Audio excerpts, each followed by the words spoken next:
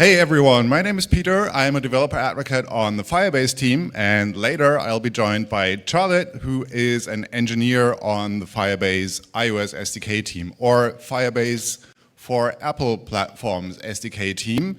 You might have been wondering why we say Firebase for Apple developers. It's because we support all of the platforms. So here are the barcodes if you want to follow us on Twitter.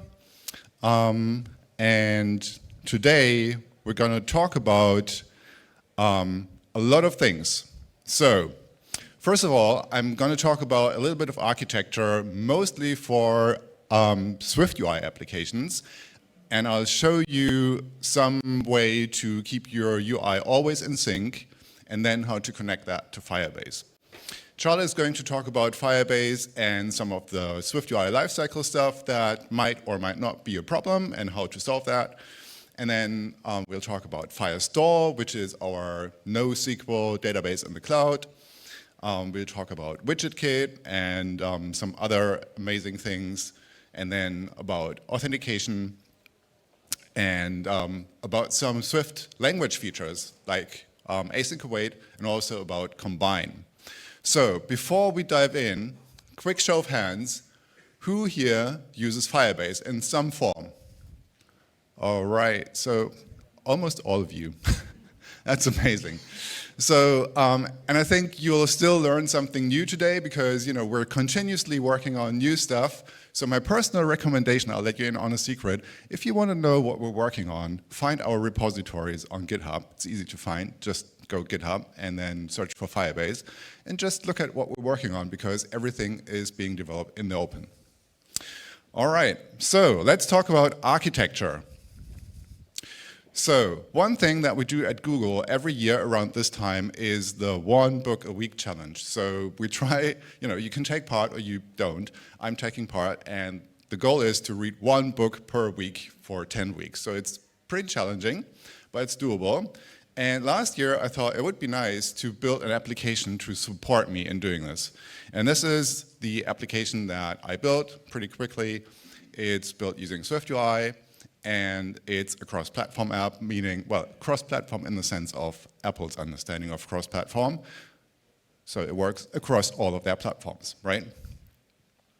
And in this application, there are a couple of challenges. So what you can see here, we've got this 3-column layout for iPad and macOS. So we've got this drill down navigation, and we want to have a single source of truth. So every time I add a new book, I want it to appear everywhere. Every time I make a change to a book, I want the change to be reflected everywhere. So let's have a look at how this might look like. So in case you didn't know, getting enough sleep is really important.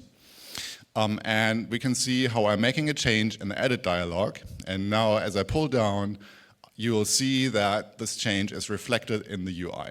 So this is what we expect from a SwiftUI application because Apple told us there is a source of truth, and it means that when you make a change to the source of truth, it will be reflected in your UI.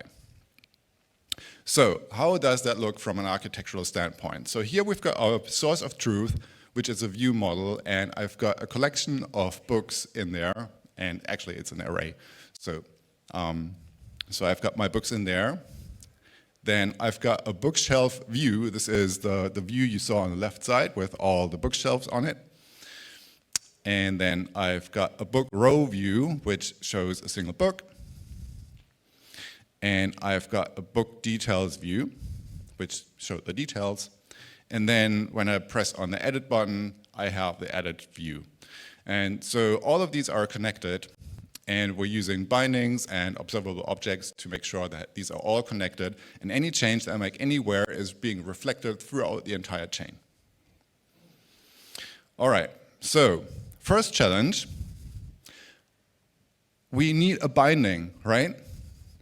But at this point here, we can't use a binding.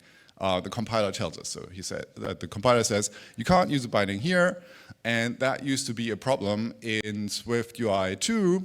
So a lot of people came up with solutions that looked like the following.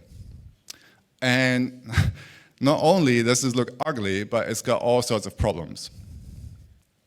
So this part here, that's not great. But thankfully, Apple listened to us, and they said, well, you know what, like we realized it's kind of important to be able to have a binding if you have a list of items somewhere in your observable object and you want to iterate over them and be able to edit. So what you do is you basically just add a $ to the variable you get into your closure, the $book. And that means that inside the closure, you can use it as if it was a binding, because it is a binding. Cool. So I wrote an article about that, how it works and how you can use it. But there is another challenge. So let's assume I didn't want to do that. So I didn't want to have every change being reflected throughout the model everywhere. So how can I do that? So here you just saw that, you know, I want it to operate slightly differently.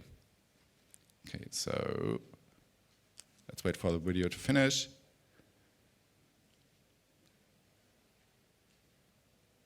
Okay, so one solution is to use an inner observable object. So what I'm doing here is basically I have my view and I have a binding to the book, and this is the book edit view, right? So I want to have a binding. And then here in the constructor for this view, I'll basically say, well, you know what, let me create this book view model, but I'm gonna send in this binding that I receive from the outside world, and I'll inject it into the observable object. And that means that I can then use the observable object to connect my UI to it. And then down here, when the user hits on the save button, I'll take what's in the observable object and write it back to the binding. And this is actually what Apple probably is doing if you use the color picker, right? And all of their UIs where you make a change and it's not reflected before you actually commit to the change. So here's how it works. I go in and then I make a change, and when I pull down the view, you will see that this is not yet reflected, but when I tap on the done button, the change will be reflected. Okay, once more.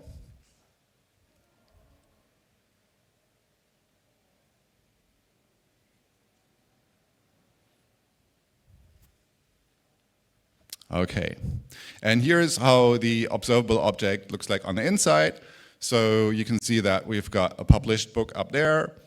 And then this also gives me the benefit that I can now use Combine to stand up a pipeline on this model object there, which I'm using here to verify the ISBN. All right, so I created an entire video series about how to build reusable SwiftUI components, where I talk a little bit about that and some other things as well, so feel free to check it out. Cool. So next up, let's talk about Firebase. Thank you, Peter. Hello, everyone. I'm Charlotte. Can also call me Carlotta, as I learned from some of you guys. I'm super excited to be here in person with you guys to talk about Firebase. Also very excited to know so many of you already know what it is, but just for those who don't know, let me give you a little bit intro. So what is Firebase? Well, let's say you have an idea. You want to build a mobile app. There are common challenges every app needs, right? Perhaps you need to get your users logged in. You probably need a backend to support the data of your app. And then you also want to send push notifications. And once your user base grows, you start to think about how to scale your backend as well. So this is just a few examples of the common challenges every one of you is facing. That is not just the core part of your business, but they don't take a lot of time and resources to build up the infrastructure to support your business. So can this be easier? This is why we built Firebase, that has all the tools you need building a successful app. And it has 3 life cycles. build, shipping, and the growing your users, right? It covers the full life cycle of your app development. So you can pick and choose the product that works for you. And it really saves you a lot of effort, so you can focus your energy building the app that your users love, right? Putting your idea into a real product that can change people's life. Firebase is here to help you to build your business and chase your dreams.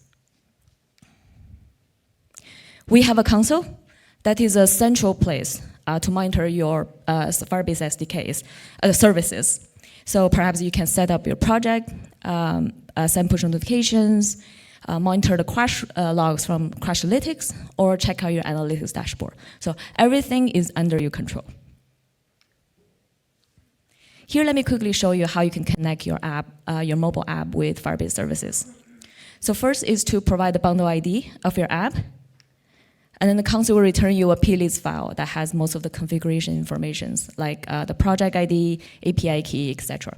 So simply download that and then drag it into your Xcode project. And here we recommend put it under the assets catalog for easy management.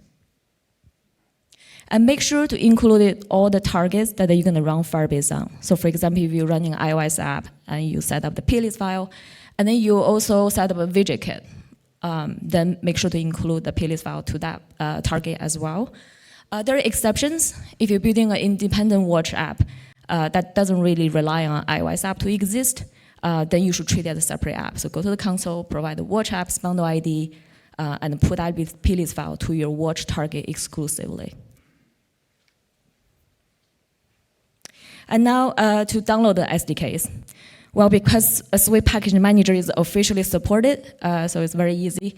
You can just provide the URL of our Firebase iOS SDK's GitHub repo page link, and then click on Next. Then you can pick and choose the Firebase SDK you want to use. Now that you've downloaded the SDK, you just have to call the one-line API to initialize Firebase. It's Firebase app.configure. You want to call it at the entry point of your app. So for here, you can see you can call it under the app delegate. But some of you probably notice that this probably won't work with SwiftUI lifecycle. And let's talk about why. So if you use the latest Xcode and you're creating a new project, it gives you two options, right? SwiftUI or Storyboard. And if you select the SwiftUI, you will notice that there is no app delegate. The entry point is simply a custom struct, follows the app protocol.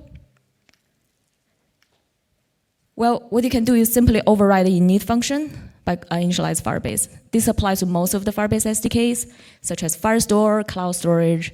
But for other SDKs like Firebase Cloud Messaging, this is not enough because you need app delegate to handle push notifications. And this applies the same to the native Apple push notification service as well. So for this scenario, you can use a UI application delegate adapter to inject an app delegate to your app. Just make sure you still have the one entry point that it starts with the struct, and then you will have the same code as the code snippet.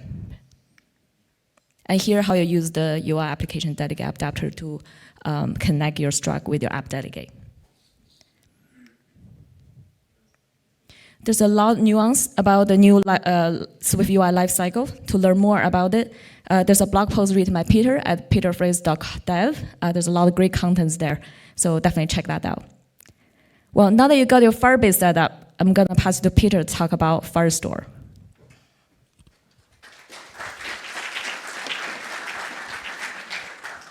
All right, so who has heard about Firestore? Show of hands. Okay, most of you, but maybe fewer.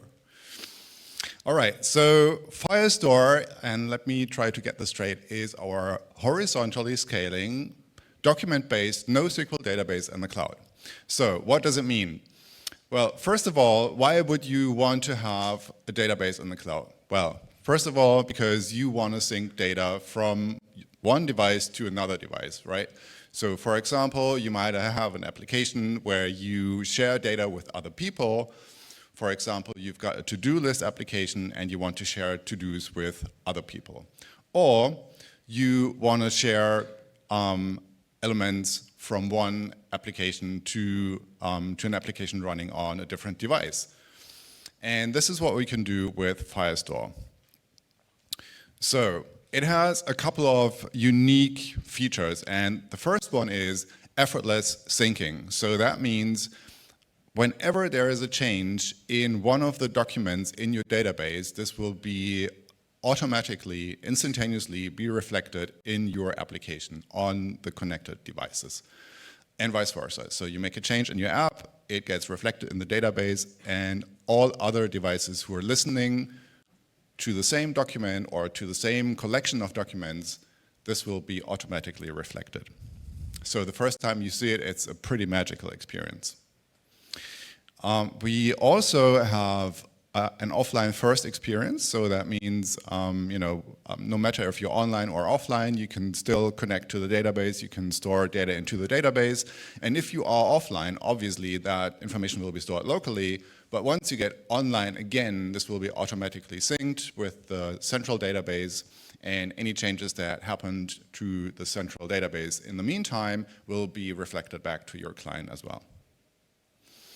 And then finally, if you don't want to synchronize all of the time, because it doesn't make sense for your application, you can also do one-time fetches and say, give me that one document or give me that one query, and pull down all those documents just once.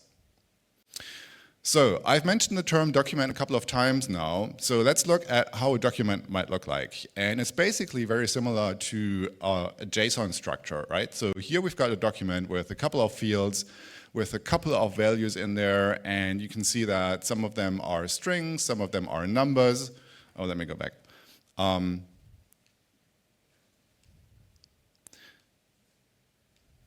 Okay, know your slides. So some of them are numbers, and you can even insert binary data, but you shouldn't add too much data there. We've got a separate product for storing large data, which is called cloud storage. So if you've got huge images, store them in cloud storage and not in Firestore. And you also can store things like vectors and arrays. Cool. So those documents are organized in what we call collections. So it's basically like a folder structure on your file system. And you have a document which resides in a collection, and then each document can have sub-collections. And so it always is an interchanging way. So you've got a document, then you've got a sub-collection, a document in a sub-collection, which can have a sub-collection, and so on and so forth. It means that you can't nest a collection inside another collection. It has to be a child of a document. Okay. So, and this is how the data for the application looks like that I showed you in the beginning. So we've got a top-level collection here for the bookshelves and for the books, and then inside the books collection, we've got a number of book documents, and on the right-hand side, you can see one sample document for one of the books.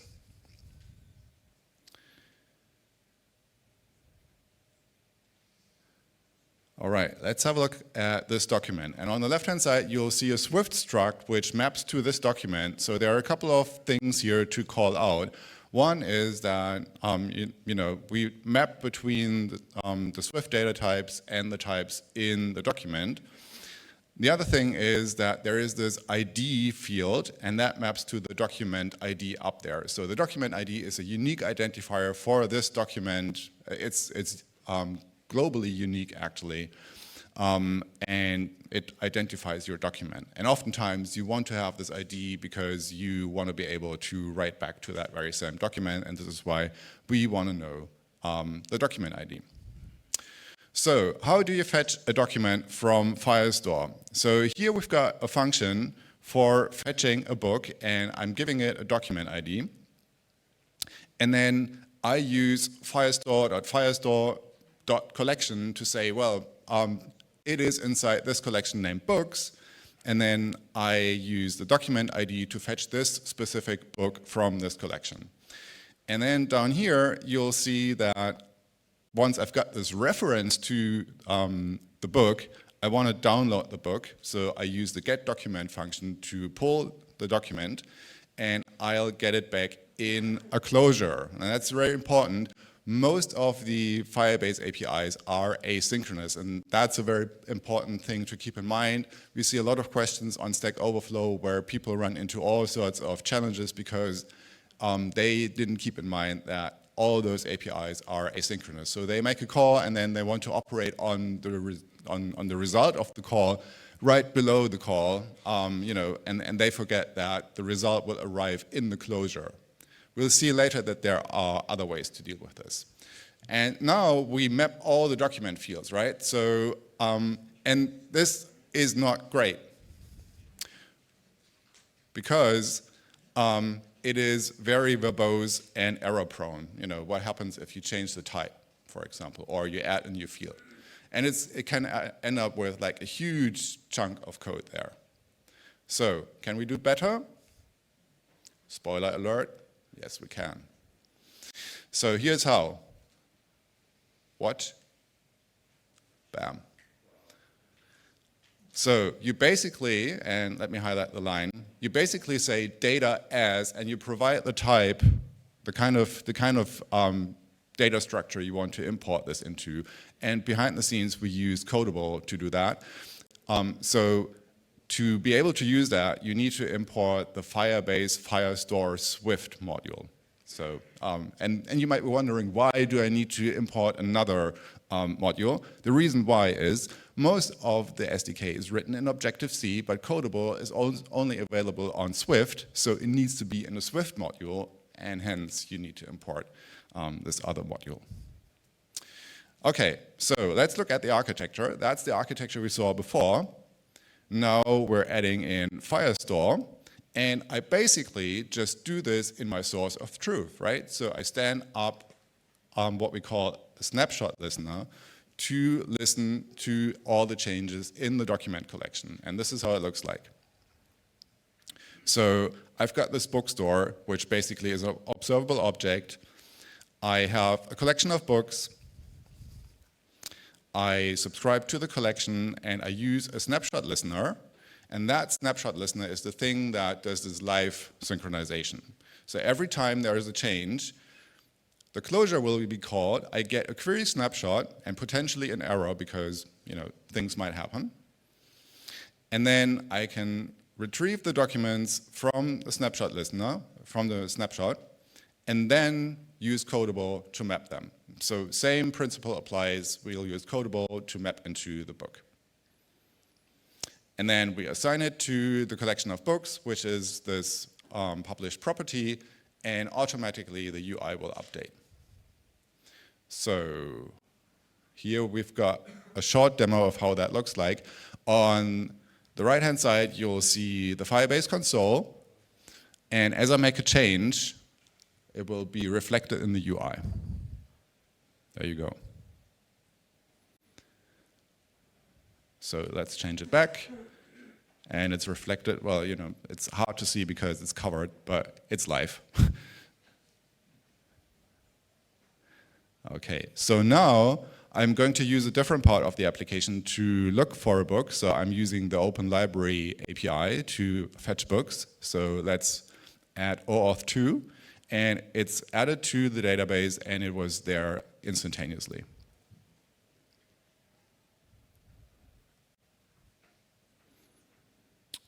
All right. Cool. I found out that there are a lot of questions that people have about how do I map specific things. So how do I map colors? How do I map dates and times? How do I map arrays? How do I map, you know what? And then they were running into all sorts of challenges. This is why I wrote this article here. It's a very long blog post. I don't know how many times. So it's an 11-minute read. So it's a lot of information in there, but it covers almost everything you need to know about mapping data. And we will add that to the official documentation. We're currently working on it. Cool. So let's revisit fetching a collection of documents. So this is all the code that you need to listen to a collection, which is quite a bit. And the question is, all those lines of code, can we optimize this? So some might say, well, you could use sorcery, and that's true. But we decided to go a different way, tying back to what we heard yesterday about property wrappers. So there is a Firestore property wrapper, and it works similarly to the core data property wrapper. So you essentially just say, here is the collection I want to listen to. Here is a query, so you can use certain query criteria to say, I want to just listen to all the books that have this specific field. And then it will be mapped into the books property on this view model here. And that's a contribution that we got from the community. So a lot of the stuff that is in the Firebase API and SDKs actually comes from the community, and we're super grateful for that. So if you ever run into a feature that's missing or a bug that you find, go to the repository, file a feature request, file an issue, and if you're working on an implementation for that, why don't you send a pull request, and it might actually end up in the SDK. There are many examples for that. So many thanks to Morten and to Flo for building that. It's a great feature. All right, so that was Firestore, and now let's get back to Charlotte and widgets. Yes. Let's talk about user engagement. So when you want to get users to come back to your app, right? So think about the entry point where your user will access your app. It could be that maybe they open your app by clicking on the icon, but there are easier ways to do so. Perhaps they see a notification that caught their attention, or they re-engage through your app through a widget on their phone because they saw some status update. It's not showing here, by the way. The app clips has impacted people's life a lot through pandemic. In the city of San Francisco, basically user can scan a QR code of a business or a restaurant or retail. It should be app clip would be pop up, and then they will able to access the restaurant's information without downloading the app at all. And then the same scenario, if they're in a certain locations, they could receive a notification say, do you want to check out this restaurant? And if they yes, app clip could pop out as well. So these are all iOS app extensions that make it much easier for your users to access your app and its informations. And here, I'm going to show you how Firebase can help you with app extension development. Notification server extensions allow you to notify notifications before it becomes visible to users. Firebase Cloud Messaging is the SDK that help you to push notification to your iOS, Android, and web platform. Actually, Firebase Cloud Messaging is the de facto of push notification for Android. So for the iOS platform, Firebase Messaging introduced an extension helper API that once you call that inside this extension, you can set up an image or GIF file on the console, and you can send a notification, a fun one, like this.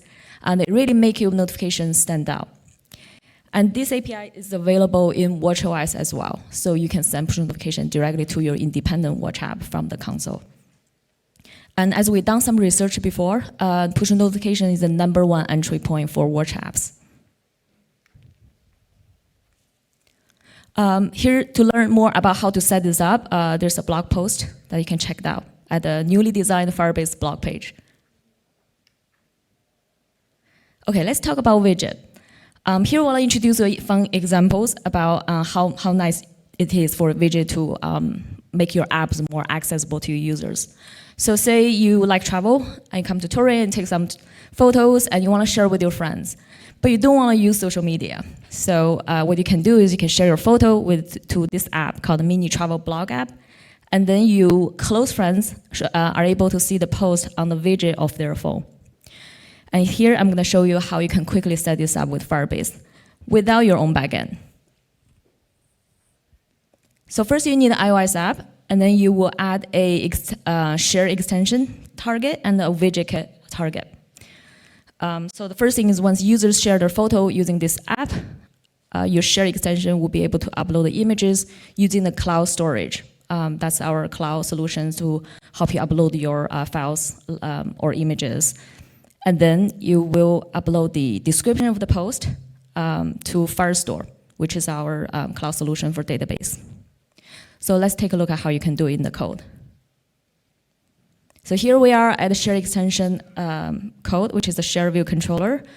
First, you want to get the information from the shared extensions about the images and the text of the post, which is pretty straightforward. And then you create a task that allow you to use async away to call the asynchronous API for Firebase. So then you use cloud storage to upload the images to the cloud. And this is an async away way of calling it.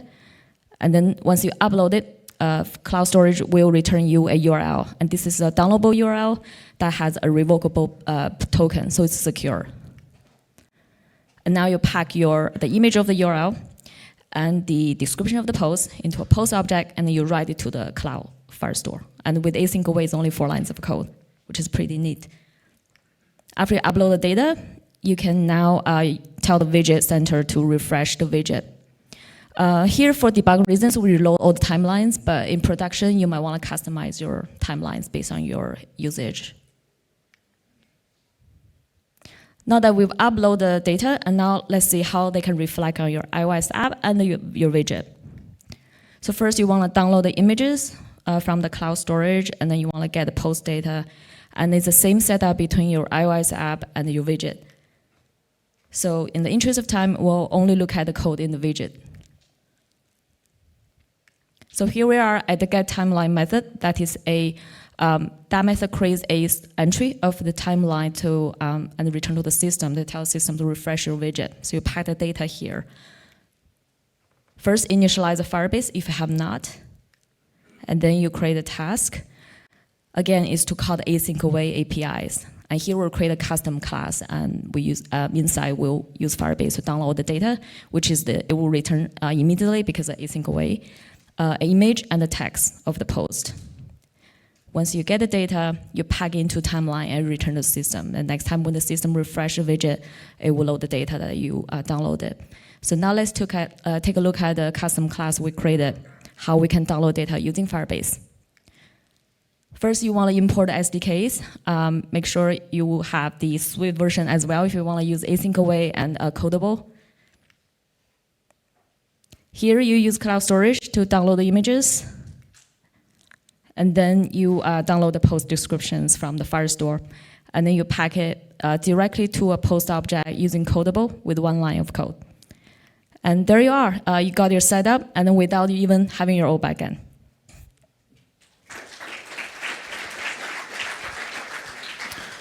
All right, so now let's talk about authentication.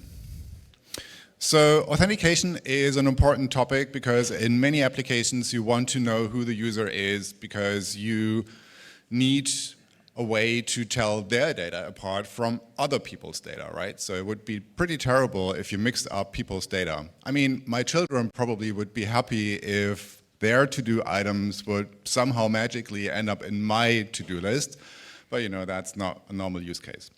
So how can you do that? Firebase has this authentication SDK, which helps you to identify users and then use the user information inside your application. And it's an extensible authentication SDK, which means that you can use several so-called authentication providers to identify the user. Most common ones are obviously email and password, or email and magic link, but there's also Twitter, sign in with Apple, Google sign in, and sign in with Facebook, and others. And you can even write your own one. So if you have an enterprise system and you want to authenticate to your enterprise system, you can write your own authentication provider, plug it into Firebase, and then use your credentials from your enterprise authentication provider and sign in into your application. So what are the steps for implementing Firebase authentication? First, you need to sign in the user. Second, you need to update the data model so you can use that information in the data model. And then you must not forget to secure your user's data. So let's look at them. But first of all, I want to plug my favorite authentication provider, which is called anonymous authentication, or guest accounts. And that is something that's really important. So if you imagine downloading an app from the App Store, and the first thing the app asks you to do is, can you please create a new account, come up with a password to sign in, to even try the app, and then figure out if you like the app. Bad experience, and it's a huge speed bump, and we've seen so many people drop off this cliff. I strongly recommend not doing this. Instead, use anonymous authentication. Anonymous authentication means the user downloads the app, they start the app. Anonymous authentication gives you a user ID for that user, and you can use that user ID to key your data against that user. And later on, you can then, once the user is convinced that your application is great, you can ask them, hey, would you mind signing in using your preferred other authentication provider to actually upgrade your account? And you can use a good moment to do that, right? For example, let's talk about the to-do list application. So they put all their to-dos in there, and one of the features in the app might be you want to share a to-do item with a family member because you want to assign the to-do item to your kid. And that's the moment when you could ask the user, hey, to do that, you need to sign in so we can actually find your family members. Okay. So, and this is how anonymous auth works. It's pretty simple. So basically, when the application starts up, you go and find out if there is a user already, and there is not, then you'll just call sign in anonymously, and that's it. So let's talk about sign-in with Apple. How does that work? So here is the code that you need for a sign-in with Apple. It's a slimmed-down version of everything that you need. So you've got the sign-in with Apple button. You get this completion block where it calls back once the user has walked through the entire steps of providing their face into the phone, so you can identify them. And then you need to get back a couple of information from the result. So first of all, you need to get the identity token, and then you need to create a string from that and send it into the OAuth provider, and that's a component from the Firebase SDK. So basically, you send the ID token back to the Firebase SDK. It converts this into a Firebase ID token, and that is your user object, essentially. And this is where you then use that credential to sign the user in. And that's it. At that moment, the user is signed in using sign in with Apple into the Firebase SDK. So let's now look at how we need to update our data model to use that information. So here in this book application, we want to make sure that users can have their own books. And the way how we do that is we will add another field, which is the user ID, and that is specifically the ID of the user object that signed in. So on the right-hand side, you can see how you will formulate a query that says, give me all the books where this user ID matches to the ID of the currently signed in user, and that means you only get those books back, even though all the books of all the users are in this one collection. All right. So in the next step, you need to make sure that the data is actually secure. You want to prevent users from manipulating other people's data or from reading other people's data. And this is why we have a feature which is called security rules, and it's based on this language here, which basically allows you to specify who is allowed to read or write which data in the database. So you can specifically say, everything in this collection is read-writable by everyone, or these documents are only readable by people who have this specific user ID, and you can use the signed-in user's ID for doing things like that. It's very powerful, but also very easy to get started, and a lot of people don't do this correctly, so you should develop your security rules in tandem with your features. So whenever you add a new feature to your application, make sure your security rules match up to that to keep your data safe and secure. Okay. All right, so We're a little bit over time, but I did not want to let you go without talking about combine and async await very briefly. So combine, let's look at how to sign in a user as an example for an asynchronous call. So this is a call that we saw earlier on, but there is a problem. So if you try to read the current user, that might be nil, depending on the startup behavior of your app, right? So the app starts up, you try to get the current user, but it's nil. So you want to make sure that you wait until you actually know that the user is signed in. So a better way to do that is to use a callback and then do stuff inside the callback to make sure that you've actually got a signed in user. So that's great, but there is a better way, or a different way, and that is using combine. So we have added combine support to the SDK, and now you can use a publisher to sign the user in and then wait for the event of the sign in to come back. And then you can do things like, for example, here, we're basically taking the user and assigning it to a published property to do things later on. This has launched with a couple of months ago, actually, with Firebase 8.9.0. So you can use it in your applications and let us know how you like it. Cool. Now, async await. So as we all learned what async await is, I will skip the initial slides because Shai's talk was very in-depth. So basically, here on this slide, I explain the pyramid of doom and how to use async await to make this better. But let's talk about how this actually applies to Firebase.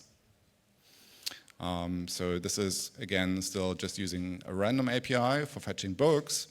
But now, let's look at Firebase.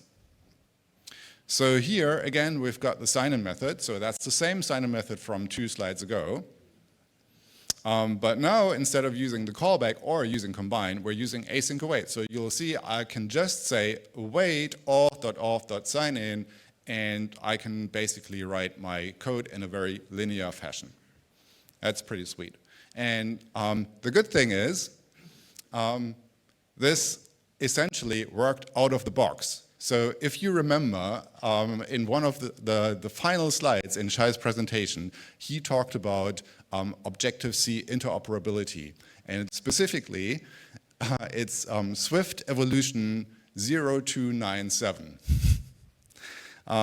And I just want to say thanks to Apple for doing this, because essentially it meant that we were ready to launch Firebase for async await on the first day of availability of async await, because they did all the hard work of making sure that Objective-C APIs can be called using async await if they match a certain signature, right? So everything that has a completion block essentially will be async await compatible. So that works for most of Firebase's APIs. There are a few ones where we're basically making a couple of changes to make sure that they are callable as well, but most of them are callable. There's a video that you can have a look at to see this in action with a little bit of background information about this as well. And with that, we're at the end. We hope that you learned something new. And if you've got any questions, we're happy to take your questions. One final plug, Google I/O is coming up. It's a fully virtual event. You can sign up for free. Here is the URL. And we would be glad to see many of you there in virtual reality, or whatever it's going to look like. Thanks.